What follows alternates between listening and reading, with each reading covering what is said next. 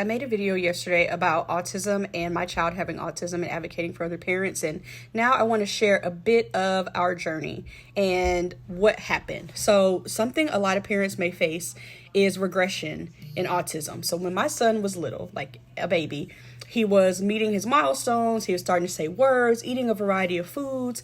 But right around 9 months, he started to lose a lot of those skills. He stopped using words. He became very selective about food. Suddenly, he only wanted milk. It was like overnight. And then he also had trouble sleeping and had a lot of night terrors, which were pretty terrifying for me as well. So I started tracking all of these changes. I made some quick shifts, like making him smoothies to make sure he was getting food, but stayed in close contact with our pediatrician because I needed him to know. By around 16 months, I was advocating for an evaluation to understand what was going on. And once we had the autism diagnosis, it was all about me learning how to support him best. That's really what I cared about. And so I started looking into research and found that studies say that about 25 to 37% of kids with autism experience some form of regression. And this is often in language or social skills. So, for example, in a 2014 study in the Journal of Autism and Developmental Disorders, this range was noted. And then more recently in 2024, there was some research that showed similar findings. So if you're seeing this video, you're not alone. There is community and there's resources out there.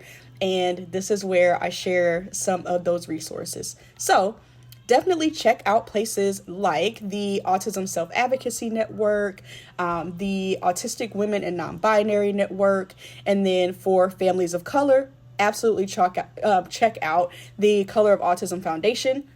And I want to give a special shout out to Ivory Duncan from Embracing Neuro-diversity. She does amazing work at the intersection of personal development and parenting neurodiverse children. And so she offers curriculum and courses and coaching for parents. So here is her workbook that you can get. I'll also make sure to tag her here. Definitely check out her resources. And lastly, Impact Parents is an amazing organization supporting parents of children with autism and ADHD.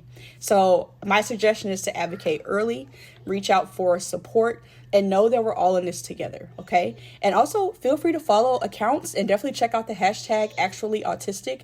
Great information every single day from people who experience autism, researchers, doctors, and folks who all around want to make sure that not only is autism accepted, but also that we are getting the resources that we need.